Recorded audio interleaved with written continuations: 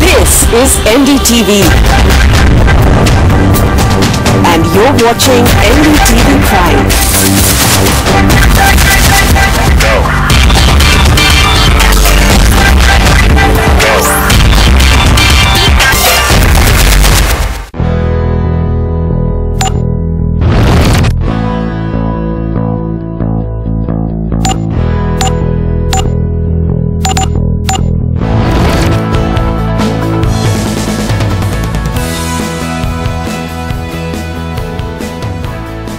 Universities and colleges add millions of graduates to the existing workforce every year.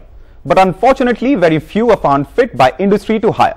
The problem, of course, is not limited to a particular field of study or industrial sector. It is perhaps systemic. It applies as much to medicine as it does to engineering and management studies. But today on the show, we will limit the discussion to management studies. And to set the agenda for the discussion, I want to mention a few key findings of an ASSOCHAM report released late last year. The report goes on to say only 7% of those graduating are actually employable. Barring those who graduate from top management colleges like the IIMs, FMS, etc., most end up earning less than rupees 10,000 a month. That is, if at all they find placements. Hello and welcome, you're watching Heads Up. To discuss how we can prepare India's young to lead in the global environment, I'm joined by a very special panel. On my left, I have Dr. Shubhra Sen, Director of School of Extended Education and Professional Development and School of Management and Entrepreneurship, Shiv Nadar University. Thanks for joining us, sir. I also have with me Mr. Nishit Arora, Chairman, MPS Limited, Mr. R. Anand, Senior Vice President, HR at ACL Technologies, and Mr. Rohan Kapoor, Director, Deloitte India. Dr. Sen, I want to start with you because it all starts in schools, colleges. It all starts with academia. So there is a problem and there are reports, on it, not one or two, but multiple reports. If you were to sort of, talk about a few key areas, a few key problem areas, what would they be?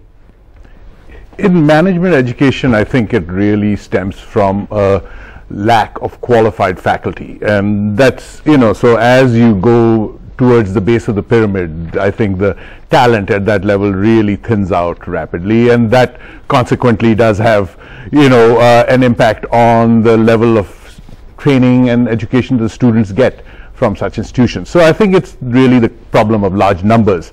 I think we're a bimodal system. Our top that's not something we can do much about. I mean, large numbers institutions are as good, yeah. Right.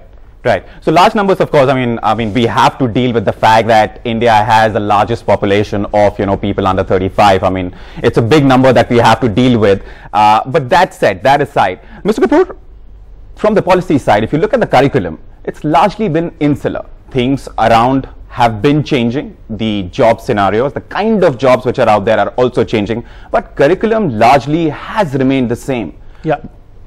Why is that the case? I think the regulators have not been keen enough to change the curriculum with the changing times, and that has had an impact on the total management education sector in the country. Our national policy on education, has been in the works for the last 3 years. So if the policy is taking so much of time, we can just imagine the curriculum refreshment can take so much longer. So I think the curriculum has to be updated, first of all. Secondly, we have to start focusing on getting the global best practices integrated in the management system.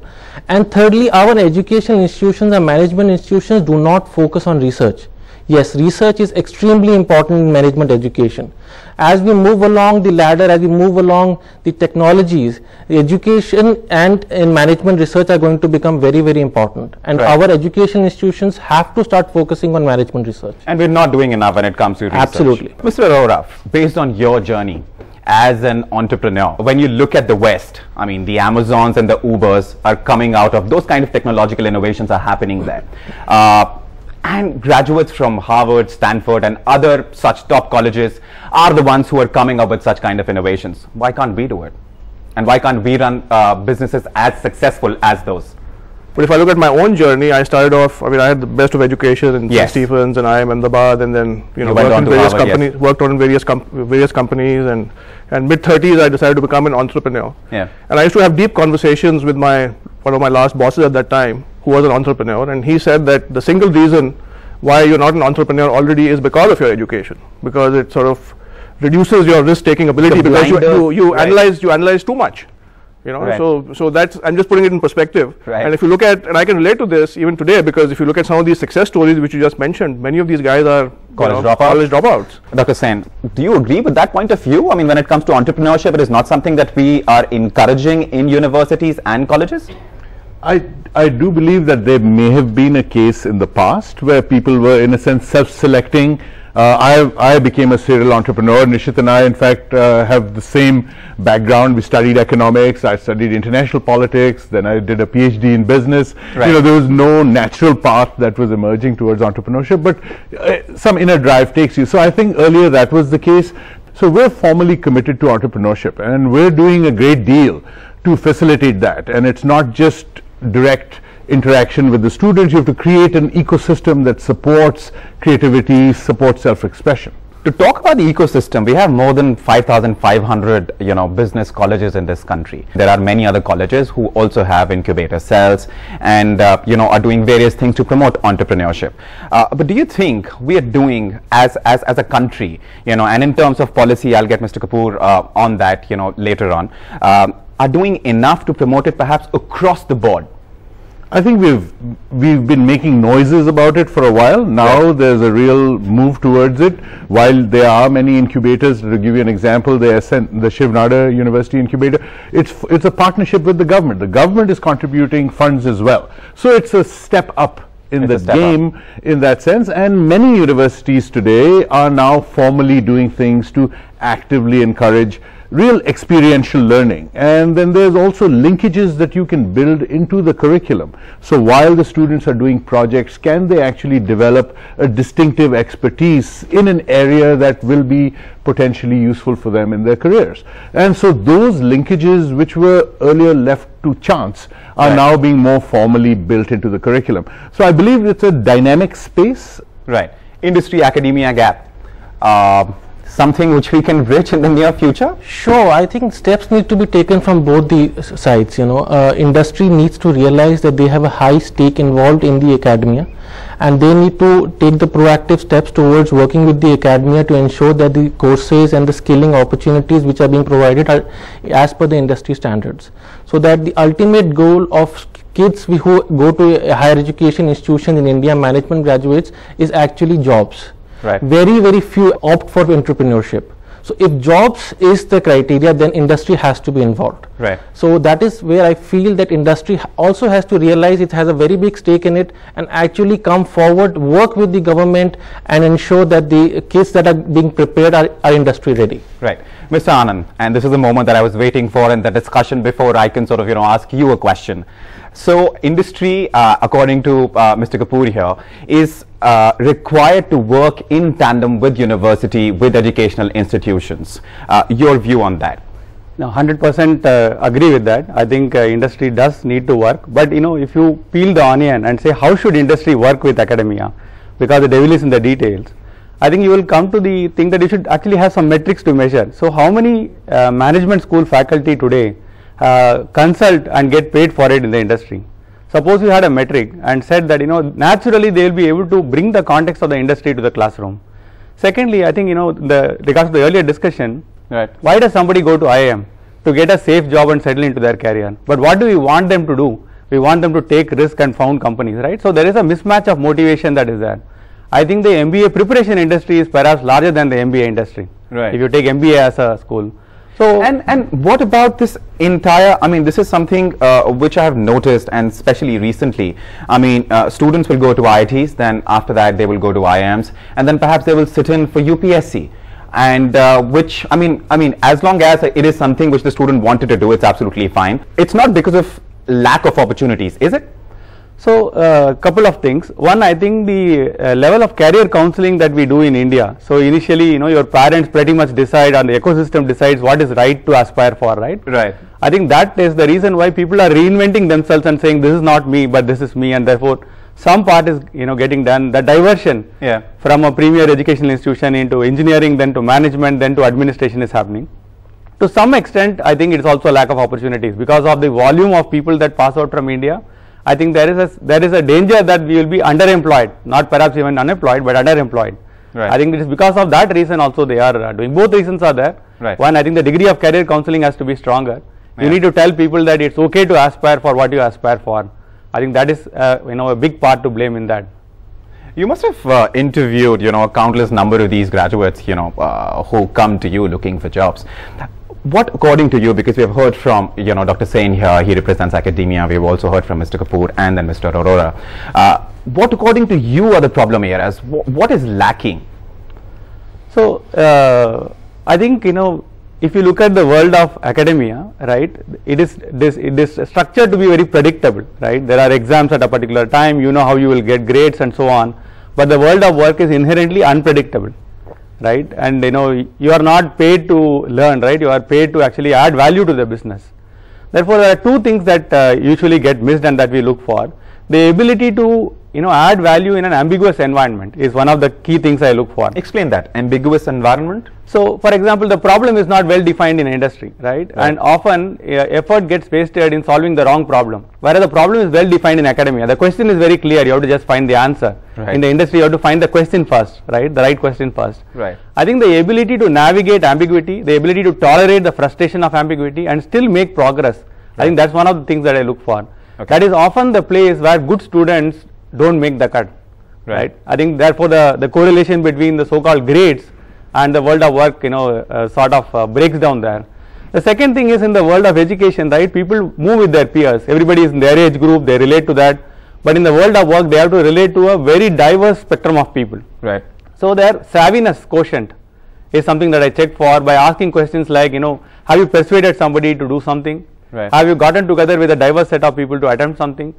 Do you think that could be solved? And I want to address this to Dr. Sain here. Do you think the kind of issues that Mr. Anand just mentioned, can they perhaps be solved by multidisciplinary education, giving an economic student the option of sort of, perhaps even sort of, taking up a course in technology, if he eventually wants to work with, a company like HCL later on?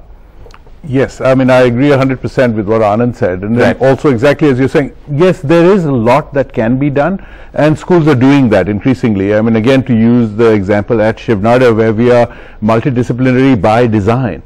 So by definition, the students have a common core curriculum that they have to take before they go into their specialization. So we feel that broadens their background, but more importantly, the kind of assignments they get, the kind of opportunities they get to select projects, to think for themselves, to fail, to actually understand how assumptions can lead to very dramatically different results from what was assumed in a stable environment. All that uncertainty and unpredictability needs to be built into their thinking process. Like Dr. Sain said, students while they're in universities and college should be given the opportunity to fail. You've been an entrepreneur, you have walked that path. Take us through that. Tell us how important it is for a student to have the opportunity to fail in a safe environment, which is while he is in university and college.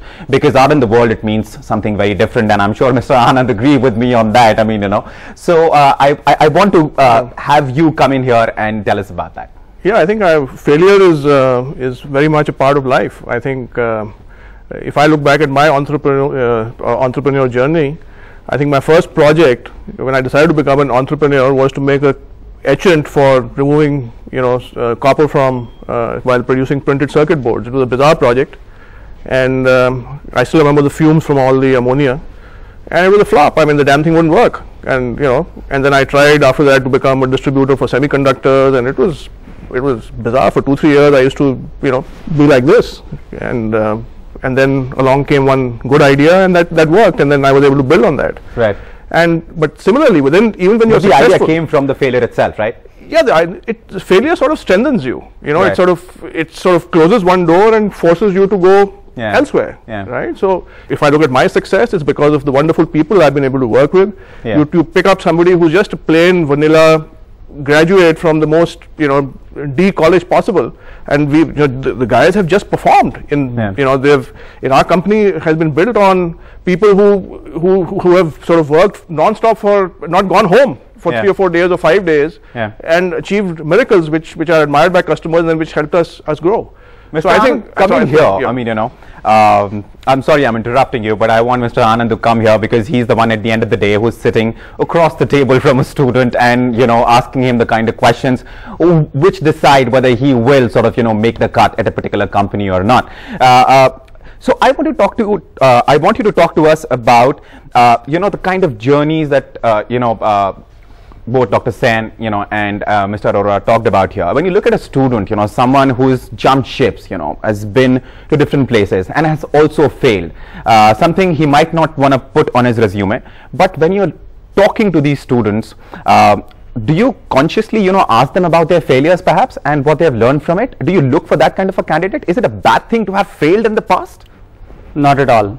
So in fact, to tell you, at HCL we ran the grandest failure contest where people had to apply for it, and they had to say what was the bold idea they tried, and they must have failed, and they must explain what they learned from it, and it was sponsored right by the chairman himself. Right. So we really think only by that failure and that personal involvement, and you know, you cry, you get over it, you will really get a very different learning and a reinvention of yourself. Yeah, but the crying bit is important, yeah, and also getting over it. Absolutely, that's very important because that is what makes you.